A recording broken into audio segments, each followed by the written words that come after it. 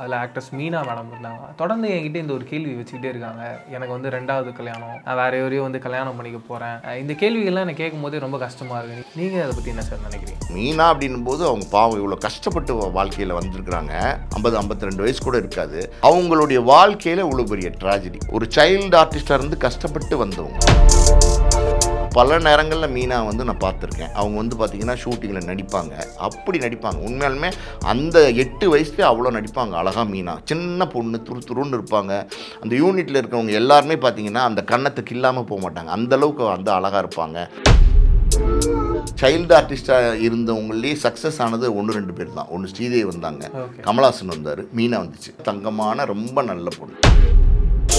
13, 14 அந்த பீரியட்லாம் பார்த்திங்கன்னா ரொம்ப சிரமமான ஒரு சுச்சுவேஷனு. அதாவது வந்து சாப்பிட்றது கூட கஷ்டமான ஒரு சூழ்நிலை வந்துருச்சு சார். என்ன செய்ய போகிறோன்னே தெரில, வாய்ப்புகள் எல்லாம் ரொம்ப கஷ்டமாக இருக்கும் சார் அப்படின்னு சொல்லி அழுதாங்க.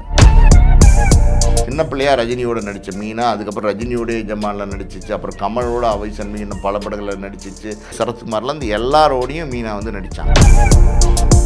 அவங்க அடுத்த கட்ட காலகட்டத்தில் ஹீரோயினாக நடிக்க வாய்ப்பு இருக்கா சார்? அந்த மாதிரி ஏதாவது யோசிச்சிருக்காங்க மீனா மேம்? யாருக்கு என்ன இன்ட்ரெஸ்ட் இருக்குன்னு நம்ம சொல்ல முடியாது. ஒரு நடிகையோட மகள் அப்படிங்கிறது கண்டிப்பாக அவங்களும் நடிகையாக வருவாங்கன்னு சொல்ல முடியாது. பல விஷயங்களை நம்ம வந்து நம்ம கையில் இருக்கிறது கிடையாது, நம்ம கணிக்கவே முடியாது.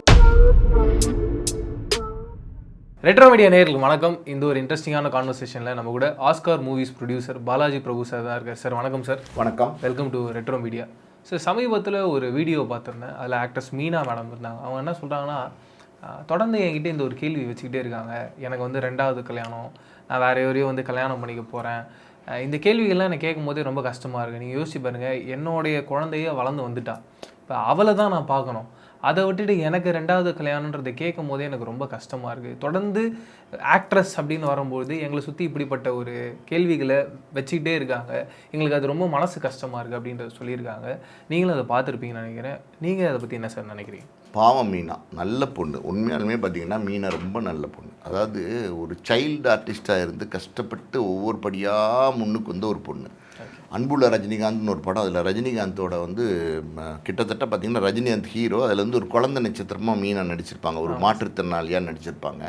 அது ரஜினி அங்கிள் அப்படின்னு ஒரு பாட்டு பாடியிருப்பாங்க. அது யாராலையும் மறக்க முடியாது. அந்த மாதிரி வந்து ஒவ்வொரு படியாக வளர்ந்து வந்தவங்க. உண்மையாலுமே வந்து பார்த்திங்கன்னா கலையை நேசித்து வந்தவங்க. நீங்கள் மீனா பற்றி எனக்கு நல்லாவே தெரியும். ஏன் மீனா பற்றி எனக்கு நல்லா தெரியும்னா, 1982லேருந்து 86 வரைக்கும் தீர்ப்புகள் திருத்தப்படலாம், தண்டிக்கப்பட்ட நியாயங்கள், பௌர்ணமி இலைகள், பன்னீர் நதிகள் அப்படின்னு 4 படம் எங்கள் அப்பா டைரக்ட் பண்ண படம், தயாரித்து இயக்கின படம். அந்த 4 படத்துலையுமே மீனா வந்து சைல்டு ஆர்டிஸ்டாக நடிச்சிருப்பாங்க.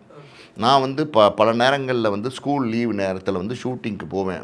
மீனா வந்து அப்போ 8 வயசு இருக்கும், எனக்கு அதிகபட்சம் 12 வயசு இருக்கும். ஸோ பல நேரங்களில் மீனா வந்து நான் பார்த்துருக்கேன். அவங்க வந்து பார்த்திங்கன்னா ஷூட்டிங்கில் நடிப்பாங்க, அப்படி நடிப்பாங்க. உண்மையாலுமே அந்த 8 வயசுலேயே அவ்வளோ நடிப்பாங்க. அழகாக மீனா சின்ன பொண்ணு துருன்னு இருப்பாங்க, ரொம்ப சாமிங்காக இருப்பாங்க, பார்க்குறதுக்கு ரொம்ப குட் லுக்கிங்காக இருப்பாங்க. அந்த யூனிட்டில் இருக்கிறவங்க எல்லாருமே பார்த்திங்கன்னா அந்த கன்னத்துக்கு இல்லாமல் போக மாட்டாங்க. அந்தளவுக்கு வந்து அழகாக இருப்பாங்க. ஸோ அப்படி கஷ்டப்பட்டு இப்போ வந்தாங்க. அந்த ஒரு ஷூட்டிங் முடிஞ்சிருச்சுனோன்னு அவங்க அம்மா என்ன சொல்லுவாங்கன்னா, ஸ்கூல் புக் எடுத்து படிப்படி அப்படின்வாங்க.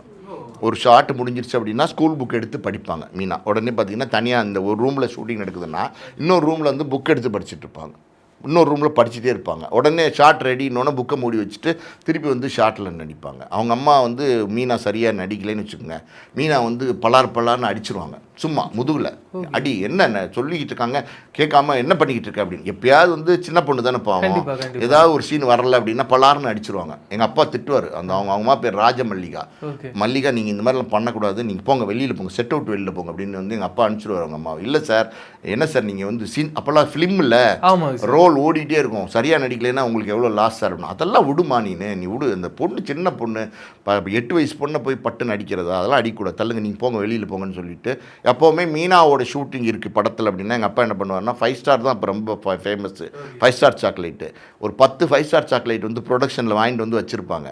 அது ஒரு சாக்லேட் எடுத்து எங்கள் அப்பா வந்து மீனாக பிரித்து ஊட்டி விட்டு சாப்பிடுமா அப்படின்லாம் சொல்லி கொஞ்சி கண்ணெல்லாம் தொடச்சி விட்டு, நடிக்கிறியா, ஆனால் நடிக்கிறேன் அங்கிள் அப்படின்னு சொல்லுவோம். நல்ல பொண்ணு, உண்மையுமே நல்ல பொண்ணு, நடிக்கிறேன் அங்கிள் அப்படின்னு சொல்லுவோம். அப்புறம் நடிக்கும் மறுபடியும். ஸோ அந்த மாதிரி வந்து பார்த்திங்கன்னா கஷ்டம். அதாவது ஒரு சைல்டு ஆர்டிஸ்டாக இருந்து கஷ்டப்பட்டு வந்தவங்க. ஒரு காலகட்டம் இருந்துச்சு மீனாக்கு. அதாவது வந்து 13, 14 அந்த பீரியட்லாம் பார்த்தீங்கன்னா, மீனா ஒரு அடல்சன்ட் ஏஜ். ஒரு 13, 14 வயசு பொண்ணை நீங்கள் சைல்டு ஆர்டிஸ்ட்டாகவும் போட முடியாது, கண்டிப்பா ஒரு ஹீரோயினாகவும் போட முடியாது. மீனா சும்மாவே பார்த்தீங்கன்னா பொலு பொலுன்னு குண்டா இருக்கும். ஸோ அந்த மாதிரி அந்த 13, 14 வயசுல நான் புசு புசுன்னு இருக்கும் நம்ம மீனா. நான் பார்த்துருக்கேன். இந்த பன்னீர் நதிகள்னு ஒரு படம் சொன்னேன்ல, அந்த படத்தில் நீங்கள் போய் பார்த்தீங்கன்னா மீனாவில் புலு புலுன்னு இருக்கும். ஆனால் அது குழந்தை நட்சத்திரமாகவும் சொல்ல முடியாது, ஹீரோயினாகவும் அதை தேர்ந்தெடுக்க முடியாது, நடிக்க வைக்க முடியாது. அப்படி ஒரு காலகட்டம் இருக்கும்போது மீனாக்கு நிறைய கஷ்டம். மீனா அம்மாவுக்கு வந்து மீனா அம்மா வந்து நம்ம தொடர்ந்து 4 படம் பயன்படுத்தினார்ல, எங்கள் அப்பா வாய்ப்பு கொடுத்தார்ல, அதனால் எங்கள் அப்பா மேலே மீனா அம்மா வந்து ரொம்ப மரியாதையாக இருப்பாங்க. எங்கள் அப்பாவுமே அவங்க மீனா மேலே ரொம்ப பிரியமாக இருப்பாங்க, பிள்ளை மாதிரி நினைப்பாங்க எங்கள் அப்பா. அந்த மாதிரி இருக்கும்போது ஒரு தடவை மீனாவையும் கூட்டிகிட்டு அவங்க அம்மா வந்து எங்கள் அப்பா ஆஃபீஸ்க்கு வந்தாங்க. வந்து இந்த மாதிரி சார், இந்த மாதிரி வந்து ரொம்ப ஒரு மாதிரி எந்த வாய்ப்புமே இல்லை சார், ரொம்ப சிரமமான ஒரு சுச்சுவேஷனு, அதாவது வந்து சாப்பிட்றது கூட கஷ்டமான ஒரு சூழ்நிலை வந்துருச்சு சார், என்ன செய்ய போகிறோன்னே தெரில. இந்த பிள்ளை படிச்சிருந்துச்சுன்னா கூட ஏதோ ஒரு டாக்டராக இன்ஜினியராக ஏதோ ஒன்று ஆக்கி விட்ருக்கலாம். அந்த காலத்தில் ஸ்கூலுக்கும் போக விடாமல் அதுவும் பண்ணாமல் சைல்டு ஆர்டிஸ்டாக நிறைய படம் வந்துச்சு, நடிக்க வச்சேன். இப்போ பார்த்தீங்கன்னா வாய்ப்புகள் இல்லாமல் ரொம்ப கஷ்டமாக இருக்கும் சார் அப்படின்னு சொல்லி அழுதாங்க. நம்புவீங்களா? மனசில் அவ்வளோ வேதனை அவங்களுக்கு.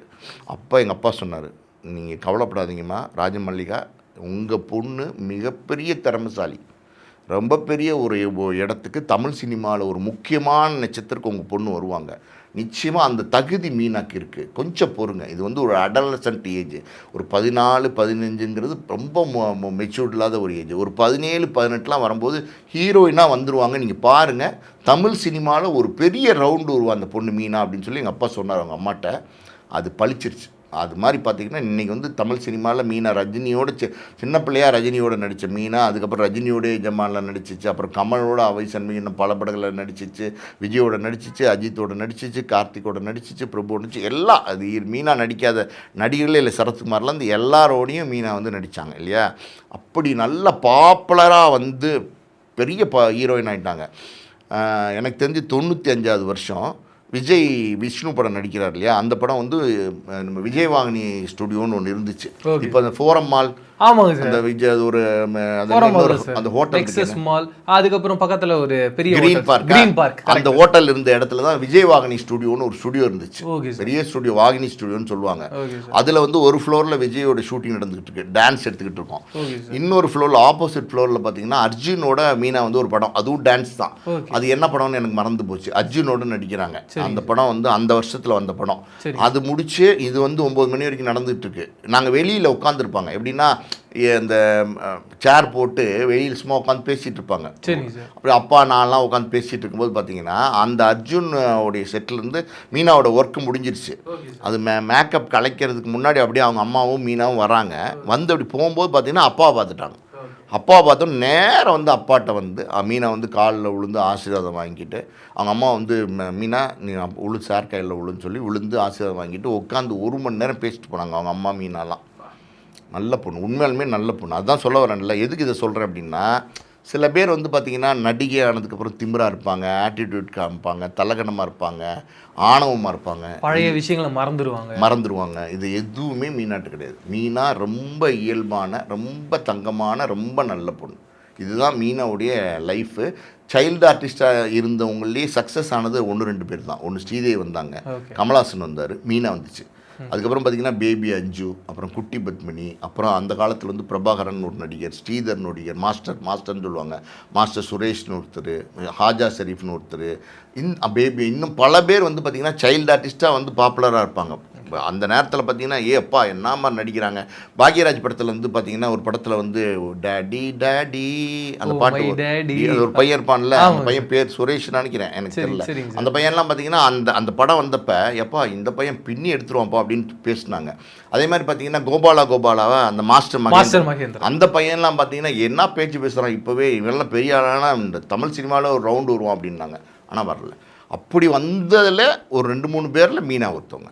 ஸோ மீனா அப்படின்போது அவங்க பாவம் இவ்வளோ கஷ்டப்பட்டு வாழ்க்கையில் வந்திருக்கிறாங்க. சின்ன வயசு பாவம், எனக்கு தெரிஞ்ச அதிகபட்சம் ஒரு 50-52 வயசு கூட இருக்காது. அவங்களுடைய வாழ்க்கையில் இவ்வளோ பெரிய ட்ராஜடி. ஒரு கல்யாணம், அந்த வயசுக்குள்ளே புருஷன் அவர் இறந்தே பார்த்திங்கன்னா 2-4-5 வருஷம் ஆச்சு. அப்புறம் ஒரு குழந்தை வேறு இருக்குது. ஸோ இப்படி இருக்கிற சூழ்நிலையில் அவங்களுடைய மனசு வேதனைப்படுத்துகிற மாதிரி, அவங்க மனசை புண்படுத்துகிற மாதிரி நம்ம பேசுகிறது நியாயமா தம்பி? யாராக இருந்தாலும் பாவம் தானே, தப்பு தானே, ஒரு பொண்ணு தானே அவங்க. அவங்க நடிகை, அவங்க செலிப்ரிட்டிங்கிறதுக்காண்டி நம்ம வாய்க்கு வந்தது பேசலாமா? நம்ம நினச்ச மாதிரி பேசலாமா? ஸோ இதெல்லாம் வந்து ரொம்ப தப்பு. இந்த மாதிரியான விஷயங்களை தவிர்க்கணும். ஆனால் பாவம் தொடர்ந்து வேதனைப்படுத்திகிட்டே இருக்காங்க. அதனால தான் இப்போ வந்து பார்த்திங்கன்னா அவங்களே வந்து சொல்லியிருக்காங்க, என்னை கஷ்டப்படுத்தாதீங்க, நானே கணவர் இழந்து மனசு கஷ்டத்தில் இருக்கேன், பொண்ணு இருக்குது, நான் என்னுடைய பொண்ணு, என்னுடைய குடும்ப வாழ்க்கை, என்னுடைய தொழில்னு நான் போயிட்டுருக்கேன், என்னை வேதனைப்படுத்தாதீங்க, இதுக்கு இப்படியே முற்றுப்புள்ளி வைங்கன்னு சொல்லியிருக்காங்க. அதான் நியாயமும் கூட. கண்டிப்பாக சார். அண்ட் இப்போ அவங்க மூக்குத்தி அம்மன் 2ல் நடிச்சுக்கிட்டு இருக்காங்க. கூடுதலாக அவங்க பொண்ணும் சார் அவங்கள மாதிரியே தான் கரியரை ஸ்டார்ட் பண்ணுறாங்க. விஜய் சார் கூட தெரியுன்ற படத்தில் நடிக்கிறாங்க. இப்போ நீங்கள் சொன்ன மாதிரி நடுவில் அவங்களும் ஒரு ஏஜில் இருக்காங்க. சின்ன வயசு கேரக்டரும் பண்ண முடியாது, ஹீரோயினாக பண்ண முடியாதுன்னு. இப்போ அவங்க அடுத்த கட்ட காலகட்டத்தில் ஹீரோயினாக நடிக்க வாய்ப்பு இருக்கா சார்? அந்த மாதிரி ஏதாவது யோசிச்சிருக்காங்க மீனா மேம்? தெரியல தம்பி, யாருக்கு என்ன இன்ட்ரெஸ்ட் இருக்குன்னு நம்ம சொல்ல முடியாது. ஒரு நடிகையோட மகள் அப்படிங்கிறதுக்காண்டி அவங்களும் நடிகையாக வருவாங்கன்னு சொல்ல முடியாது. ஒரு நடிகனுடைய மகன் அப்படிங்கிற அவங்களும் நடிகனாக வருவாங்கன்னு சொல்ல முடியாது. இதெல்லாம் வந்து பல விஷயங்களை நம்ம வந்து நம்ம கையில் இருக்கிறது கிடையாது, நம்ம கணிக்கவே முடியாது. அதனால் வந்து இதெல்லாம் நம்ம இன்றைக்கி கால்குலேட் பண்ண முடியாது. ஆனால் நீங்கள் பார்த்தீங்கன்னா அவங்களும் அவங்களுடைய மகள் நைனிகா, அவங்க ரொம்ப சின்ன பொண்ணு, அது தெரியல, ஒரு 4-5 வயசு இருக்கும்னு நினைக்கிறேன். அந்த 4-5 வயசில் பார்த்தீங்கன்னா அந்த பொண்ணு வந்து விஜயோட நடிச்சிருப்பாங்க. ரொம்ப பிரமாதமாக இருக்கும், ரொம்ப க்யூட்டாக, ரொம்ப அழகாக நடிச்சிருப்பாங்க. அவங்க வந்து மீனா வந்து ஷூட்டிங் ஸ்பாட்டு போய் மகள் நடிக்கிறத பார்த்து ரொம்ப சந்தோஷப்பட்டிருக்காங்க. ரொம்ப ரொம்ப மனசுக்கு பூரிப்பாக இருந்திருக்கு. ஏன்னா அவங்க ஒரு சைல்டு ஆர்டிஸ்டாக நடித்தவங்க. அந்த மாதிரி பார்த்திங்கன்னா விஜய் கேட்டுக்கிட்டதுனால அந்த நைனிகா ஒரே ஒரு படத்தில் தான் நடித்தாங்கன்னு நினைக்கிறேன். அதுக்கப்புறம் பெருசாக நடிக்கலை. ஸோ நடித்தாங்க. அதுக்கப்புறம் பார்த்திங்கன்னா அவங்க ஃபேமிலி லைஃபு அந்த படத்துக்கு அப்புறம் பார்த்திங்கன்னா அந்த பொண்ணு வந்து அன்னைக்கு ஒரு 5 வயசு இருக்கும் அப்படின்னா அது ஒரு 2016 வந்துச்சு. இன்றைக்கி ஒரு 10 வயசு, ஒரு 15 வயசு பொண்ணாக இருக்கும், ஸ்கூல் போகிற ஒரு பொண்ணாக இருக்கும். இது வந்து ஒரு பக்கம் நீங்கள் இவங்க பண்ணுற விஷயங்கள் வந்து மீனாவையும் பாதிக்கும், இன்னொரு பக்கம் அந்த குழந்தைய எவ்வளோ பாதிக்கும். குழந்தையோட மனசுன்னு ஒன்று இருக்குல்ல, ஒரு 15 வயசு குழந்தையோட மனசுன்னு ஒன்று இருக்குல்ல. அதாவது அப்பாவை இழந்த ஒரு பொண்ணு பாவம், தாய் தான் வந்து எல்லாமே, எதுனாலும் தாய்கிட்ட தான் சொல்லணும். எந்த பொண்ணுமே அப்படின்னா தாய்கிட்ட தான் எல்லாமே போய் சொல்லுவாங்க. தன்னுடைய அந்த அடலசன்ட் ஏஜில் அவங்களுடைய பிரச்சனைகளை தாய்கிட்ட தான் ஒரு பொண்ணு சொல்லுவாங்க. எல்லா இடத்துலையும் இயல்பாக உள்ளதுதான்.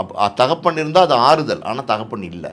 தாய்கிட்ட போய் வந்து தாயோடு இணைஞ்சு தாய்கிட்ட அண்டி வந்து இப்போ வாழ்ந்துக்கிட்டு இருக்கிறாங்க அந்த பொண்ணு. அவங்க ஸ்கூலுக்கு போகிற பொண்ணாக இருப்பாங்க. இப்படியெல்லாம் இப்போ வந்து ஒரு பெண்ணோடி அது வந்து எப்படி சொல்கிறேன்னா தம்பி, பர்ஸ்னல் லைஃபு, அதாவது அவங்க வேற ஒருத்தவங்களுடைய பர்ஸ்னல் லைஃப்பை பற்றி நம்ம எதுக்கு பேசணும், நம்ம ஏன் பேசணும்? இன்னொருத்தனுடைய தனிப்பட்ட வாழ்க்கையை உங்களுக்கோ எனக்கோ யாருக்குமோ பேசுகிறதுக்கு என்ன உரிமை இருக்குது?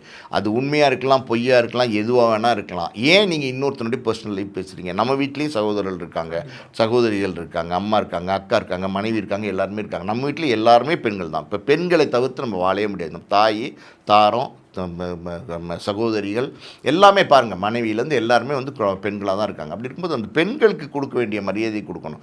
செலிப்ரிட்டி அப்படிங்கிறதுக்காண்டியே பார்த்திங்கன்னா நம்ம அவங்கள வந்து தப்பாக வந்து போர்ட்ரேட் பண்ணுறதுங்கிறது ரொம்ப ரொம்ப தப்பு. மீனா ஒரு பக்கம் மனசு பாதித்தா கூட அவங்களாவது வந்து ஒரு பக்குவப்பட்ட பெண், ஒரு முதிர்ச்சி இருக்கும், அதை அவங்க சமாளிப்பாங்க. ஸ்கூலுக்கு போகிற பொண்ணு, அந்த பொண்ணுக்கு எவ்வளோ மனசு வேதனையாக இருக்கும், எவ்வளோ கஷ்டங்கள் இருக்கும், அந்த பொண்ணை பற்றின எவ்வளோ விமர்சனங்கள் வரும். இல்லாத விஷயத்தை நம்ம பேசி அதை ஊதி பெருசாக்கி அந்த பொண்ணு ஸ்கூலுக்கு போகும்போது தப்பாக பேசுவாங்க. யாராவது பேசுவாங்கல்ல, காது பட இருக்கலாம், காது படாமல் இருக்கலாம், எப்படி வேணால் இருக்கலாம். இதெல்லாம் வந்து ஒரு பக்கம் அந்த பொண்ணுக்கு மனசு வேதனையை கொடுத்துச்சுன்னா அந்த பொண்ணுடைய மனதே பாதிக்கும். மனதளவில் பாதிப்பு ஏற்படுத்தக்கூடிய ஒரு செயல் தான் இது. ஸோ இதெல்லாம் வந்து எப்படி நம்ம சொல்கிறதுனே தெரில. ஒரு நம்மளுடைய மனநிலை அப்படி இருக்குது தம்பி. இந்த கிசு இதை பற்றி பேசும்போது கிசை விரும்பி படிக்கிறோம் அப்படின்னா நம்ம தான் விரும்பி படிக்கிறோம். ஒரு கிசுன்னு வந்துச்சுன்னா இப்போல்லாம் வந்து வெளிப்படையாகவே பேச ஆரம்பிச்சிட்டாங்க. அந்த காலத்தில் பார்த்திங்கன்னா அந்த நடிகையோட இந்த நடிகர் அப்படி இப்படின்னு எழுதுவாங்க. அது அந்த காலத்துலேருந்தே இருக்குது, ஜேர்னலிசமில் இருக்குது, இல்லைன்னு சொல்ல முடியாது. ஆனால் அந்த மாதிரியான பத்திரிகைகள் வந்து அப்போவுமே வியாபாரங்கள் ஜாஸ்தியாக தான் இருந்துச்சு. மஞ்ச பத்திரிகைங்கிறது காலங்காலமாக இருந்துக்கிட்டு இருந்துச்சு. தியாகராஜ பகதூர் காலத்துலேருந்தே பார்த்திங்கன்னா மஞ்ச பத்திரிகைங்கிறது இருந்துக்கிட்டு தான் இருந்துச்சு. நடிகை பற்றி தப்பான செய்திகள் வந்துக்கிட்டு தான் இருந்துச்சு. அப்படி ஒருத்தர் லட்சுமிகாந்தன் எழுதினார் நிறைய கட்டுரைகள்லாம் ஒரு பத்திரிகையில். அதனால தான் பார்த்திங்கன்னா அந்த லட்சுமிகாந்தன்கிறவர் கொல்லப்பட்டார். அந்த வழக்கில் தான் தியாகராஜ பகதூர், என்எஸ் கிருஷ்ணன் எல்லாம் கைது செய்யப்பட்டாங்க, சிறையில் அடிக்கப்பட்டாங்க. அது வந்து அந்த காலத்துலேயே இருக்குது. நம்மளுடைய மனநிலை அப்படி இருக்குது தம்பி. ஒரு கடை அங்கே போனால் ஒரு திருக்குறள் இருக்குது அப்படின்னா ஒரு திருக்குறளை வாங்குறவன் 4 பேராக இருப்பான். ஒரு மஞ்சள் பத்திரிகை கிசு வர பத்திரிகையை வாங்கி படிக்கிறவன் 40 பேராக இருப்பான், 50 பேராக இருப்பான். ஸோ அதுக்காண்டி வந்து அந்த திருக்குறள் தரமில்லைன்னு சொல்ல முடியுமா? ஆனால் நம்மளுடைய மனநிலை எப்படின்னா அதை நம்ம பார்க்குறது கிடையாது. உங்களுக்கு கவர்ச்சியாக என்ன இருக்கோ அதுதான் நான் பார்க்குறேன். கவர்ச்சியான ஒரு அட்டப்படம் இருக்கிற பத்திரிகையை தான் எல்லாருமே வாங்கி படிக்கணும்னு நினைக்கிறோம். அதுதான் நம்மளுடைய மக்களுடைய மனநிலையும் அதில் அடங்கியிருக்கு. மக்களும் பார்த்திங்கன்னா அந்த மனநிலையிலேருந்து வெளியில் வரணும். அப்போ தான் வந்து இதெல்லாம் தவிர்க்க முடியும். எழுதுகிறவங்க ஒரு பக்கம் முழுக்க தப்பு, இந்த மாதிரி ஜேர்னலிசம் பண்ணுறதுங்கிறது ரொம்ப ரொம்ப தப்பு. தனிப்பட்ட வாழ்க்கையை ஒருத்தவங்களை பற்றி பேசுகிறதுங்கிறது ரொம்ப ரொம்ப கேவலமான செயல். அது தேவையில்லாத விஷயம். அது மாதிரி செய்யக்கூடாது. அதை வாங்கி படிக்கிற மனநிலை குறைஞ்சிச்சுன்னா இது எழுதுகிற மனநிலையும் குறையும். நிறைய இன்ட்ரெஸ்டிங்கான விஷயங்கள் பேசணும். மீண்டும் சந்திப்போம். நன்றி சார். நன்றி.